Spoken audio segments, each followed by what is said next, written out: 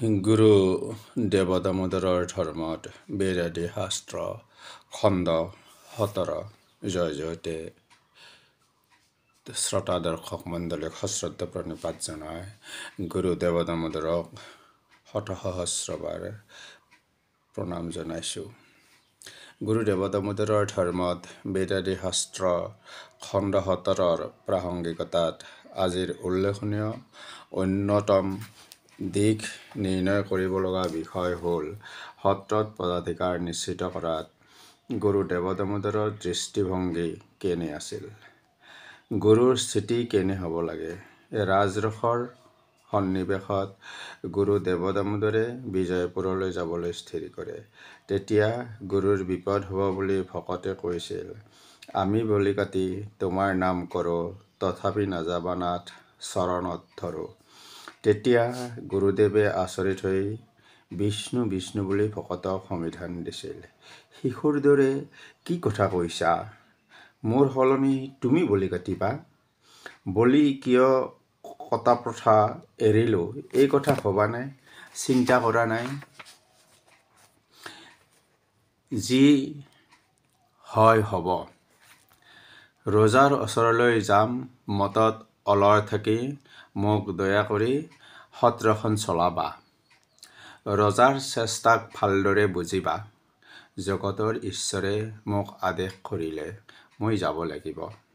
দুনাই এই ঠাইলৈ ঘূৰি নাহোঁ। অৰ্থাৎ গুৰুদেৱে বুজাইছে যে আমি যি কৰ্ম কৰিবলৈ স্থিত হয়, মন যায়, পৰিৱেশ পৰিস্থিতি আহে, সেয়াই ঈশ্বৰৰ নিৰ্দেশ বুলি মানি ল'ব লাগে। ৰাজৰসৰ সংঘাতে গুৰুজনাৰ স্থিতি দৃঢ় কৰিছিল। বিপদত স্বস্থিতি এৰিলে তাৰ পৰা মংগল সাধন নহয়। আমাৰ লোকসমাজত এষাৰ কথা আছে, যি হৈছে ভালৰ বাবেই হৈছে। ঈশ্বৰে যি কৰে ভালৰ বাবেই কৰিছে। দেখাত সন্মুখত বিপদ হ'লেও সেই বিপদ জয় কৰিব পাৰিলে নীতিহাৰ, পুৰুষত্ব, ঈশ্বৰ ভক্তিয়ে এক নতুন মাত্ৰা পায়। সেয়েহে গুৰুদেৱে তেওঁৰ শিষ্য ভকতসকলৰ বেদ আদি শাস্ত্ৰজ্ঞান বিচাৰ কৰি দিব্য চকুৰে চিহ্নিত কৰি পৰম বৈষ্ণৱ হৰিয়াতাক কৈছিল, তুমি বুদ্ধিমন্ত, সত্ৰখন মোৰ দৰে ভালদৰে পালন কৰিবা। লগতে কৈছিল, ঈশ্বৰৰ বিলাস বুজা নাযায়। সকলোৱে হৰিয়াতাৰ লগত এক প্ৰণালী কৰি খেদভাৱ পৰিহাৰ কৰি থাকিবা। অৰ্থাৎ ভেদভাৱ থাকিলে কোনো কাম যে নিয়াৰিকৈ নীতিগতভাৱে শুদ্ধ পন্থাৰে কাৰ্যত অগ্ৰসৰ হ'ব নোৱাৰি, তাকে গুৰু দেৱদামোদৰে সকীয়াই কৈছে। আমি গুৰুভক্ত হৈ গুৰুৰ নাম লৈ খেদভাৱ এৰিবলৈ সক্ষম হোৱা উচিত। শিষ্য তথা গুৰুৰ আদেশ মৰ্মে অন্য সত্ৰ স্থাপন কৰি অধিকাৰ হিচাপে কাৰ্যনিৰ্বাহ কৰা ভগৱান নাৰায়ণ মনোহৰ আদিক কৈছিল, তোমালোক মোৰ শৰীৰ সমহৰ। সেয়েহে বৰপেটাৰ এই সত্ৰলৈ সততে আহিবা, হেলা নকৰি সত্ৰখন পালিবা। মোৰ ভাতৃসম শ্ৰীকৃষ্ণক পালিবা। ভাতৃপুত্ৰক পালন কৰিব কোৱাৰ অৰ্থ আমি এইদৰে কৰিব পাৰোঁ যে শ্ৰীকৃষ্ণ জ্ঞানী যশে পূৰ্ণ পৰ্যায় প্ৰাপ্ত হোৱা নাছিল। সেইকাৰণে শ্ৰীকৃষ্ণক কৈছিল, মই ইয়াৰ পৰা যোৱা কাৰণে শোক নকৰিবা।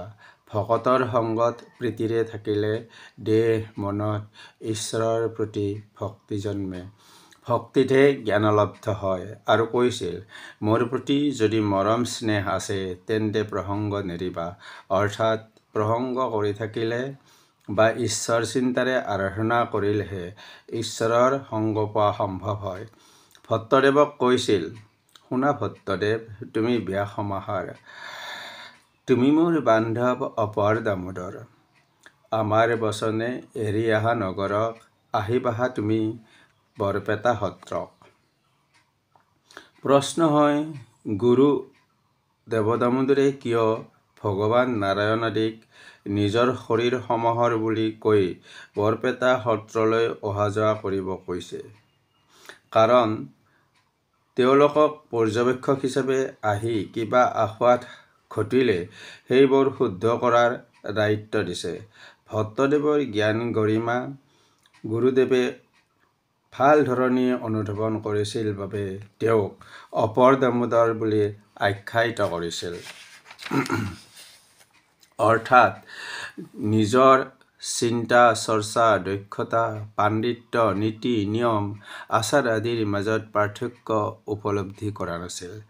ভট্টদেৱৰ পাণ্ডিত্যৰে সৃষ্টিশীল গতিৰ প্ৰামাণ্যৰে ব্যাস সমাহাৰ বুলি আখ্যায়িত কৰিছে।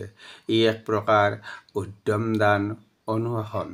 শ্ৰী গৰুড় পুৰাণৰ পূৰ্বখণ্ডৰ পঞ্চদশ অধিক শততম অধ্যায়ত কৈছে, শিষ্য আৰু পুত্ৰক তাৰণ কৰিব লাগে, লালন কৰিব নালাগে, অৰ্থাৎ মৰমেৰে পালন কৰিব নালাগে, শাসনেৰে পালন কৰিব লাগে। আলাপত দেহস্পৰ্শত একেলগে ভজন কৰা কাৰ্যত পাপ সংক্ৰামিত হয়। সেয়েহে গুৰু দেৱদামোদৰে শৰণ দীক্ষা দিয়াৰ আগতে ব্যক্তিবিশেষক পৰীক্ষা কৰিছিল। অতি কৌশলেৰে সেই পৰীক্ষা লোৱা হৈছিল। ভট্টদেৱক নিজে স্থাপন কৰা সত্ৰত প্ৰতিষ্ঠা কৰাৰ কাৰণ আৰু বহুতো আছে। গুৰু দেৱদামোদৰে তেওঁ উদ্ভাৱন কৰা ধৰ্মৰ তত্ত্ব অনুধাৱন কৰিলে শ্ৰী গৰুড় পুৰাণৰ নীতিসাৰ বাণী প্ৰত্যায়িত হয়। যি বাণীৰ দৰ্শন তত্ত্ব ভট্টদেৱ আদি প্ৰিয় শিষ্যসকলৰ কাৰ্যকৰণ আচাৰ আদিত স্পষ্ট দেখিছিল, তাৰে কিয়দংশ তাত তলত উল্লেখ কৰা হ'ল। নিম্নতম জনে দ্বন্দ্ব কাজিয়া বিষাদ কামনা কৰে, মধ্যশ্ৰেণীৰ লোকে সন্ধি কামনা কৰে, আৰু যিসকল উত্তম মানৱ তেওঁলোকে মান প্ৰাৰ্থনা কৰে। মান হৈছে মহাত্মাসকলৰ ধন, মান হ'ল অৰ্থৰ মূল। যি লোকৰ মান আছে তেওঁলোকৰে ধন হয়। গতিকে যিসকলৰ মান আছে তেওঁলোকৰ ধনৰ প্ৰয়োজনেই বা কি? যাৰ মান আৰু দৰ্প নষ্ট হৈছে তেওঁলোকৰ ধন আৰু জীৱনৰ একো ফল নাই। মানহীন মানৱৰ মৰণেই শ্ৰেয়কল্প। অধম ব্যক্তিসকলে কেৱল ধন আশা কৰে, মান আদিৰ প্ৰতি দৃষ্টিপাত নকৰে। যেনেকৈ হওক তেওঁলোকৰ অৰ্থ উপাৰ্জন হ'লেই হ'ল, তেওঁলোকে সন্মান নাচায়। মধ্যশ্ৰেণীৰ ব্যক্তিয়ে মান আৰু ধন দুয়োবিধ প্ৰাৰ্থনা কৰে। যিসকল উত্তম শ্ৰেণীৰ লোক তেওঁলোকে মাথো সন্মানেই আশা কৰে, যিহেতু মহাত্মাসকলৰ মানেই ধন। উত্তম কুলজাত ব্যক্তি ধনহীন হ'লেও নিজ কৰ্মত প্ৰবৃত্ত নহয়। ৰামৰায় ভণিত গুৰুলীলা শ্ৰী শ্ৰী দেৱদামোদৰ চৰিত্ৰত উল্লেখ আছে যে কামেশ্বৰ গিৰিয়ে ৰজা পৰীক্ষিত নাৰায়ণক সূচাই কৈছিল, তজুৰাজ্য নগৰত আছে যত প্ৰজা, চতুৰ্থ ভাগৰ ভাগ কৰায়ত্ব ৰজা, তিনি ভাগ লোক দামোদৰে বৈশ্য কল্যা, হৰি সংকীৰ্তনে লোক বশৱৰ্তী হৈলা, কিনো তেজৱন্ত বিপ্ৰ চোৱামনে গুণী,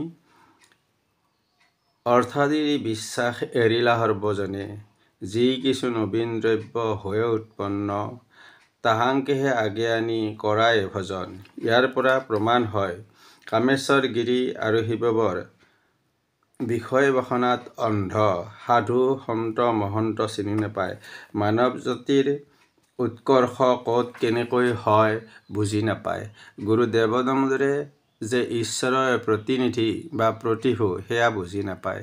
গুৰু দেৱদামোদৰ সমাজৰ প্ৰাণৰ দিগদৰ্শক বা পথ প্ৰদৰ্শক অথবা সত্যশৈৱ সুন্দৰৰ সন্ধানদাতা বাবে ৰাজ্যৰ তিনিভাগ প্ৰজাই অৰ্থ আদিৰ বিশ্বাস এৰি গুৰুধৰ্মত প্ৰৱৰ্তিত হ'ল। শিৱবৰৰ দৰে লোকে সেই বিষয়ত নামমাত্ৰ অনুভৱ কৰিব সমৰ্থ হোৱা নাছিল। ঘোষাৰত্নত আছে, দেৱদামোদৰ কৃপাময় কলিত জীৱৰ দেখি ভয়, শ্ৰৱণ কীৰ্তন স্মৰণ বিস্তাৰ কৰি, কেৱল ভকতি দেখাই থৈলা, বুদ্ধিমন্ত সাধু তাকেই লৈলা, নিজ যশ প্ৰভু শুনিলন্ত কৰ্ণ ভৰি। মানৱদৰদী সৎ চিন্তাৰ অধিকাৰী সৎ কৰ্মী সন্ত সাধুপ্ৰাণ আৰু বিদ্বান অৰ্থাৎ নৈপুণ্য সদাচাৰী তথা সচাৰ্থত যাৰ পাণ্ডিত্য আছিল তেওঁকে সত্ৰৰ অধিকাৰী কৰাৰ কথা কৈছে। উদাহৰণ ভট্টদেৱ নিজৰ ভতিজাক সত্ৰাধিকাৰ পদত অধিষ্ঠিত কৰা নাছিল, অৰ্থাৎ স্বাৰ্থত ধৰ্ম নচলে, শাসন প্ৰশাসন নচলে, পদবীৰ মৰ্যাদা অক্ষুণ্ণ নাথাকে। শাস্ত্ৰৰ বৈষ্ণৱ ধৰ্ম গুৰুৰ প্ৰচাৰ লীলাৰূপে কৰাই গণৰ সমাজ হৰি ভকত সমাজ। শততুলি ধন্যবাদ জনাই মই অনন্ত কুমাৰ শৰ্মাই খণ্ড 17 সমাপ্ত কৰিছোঁ।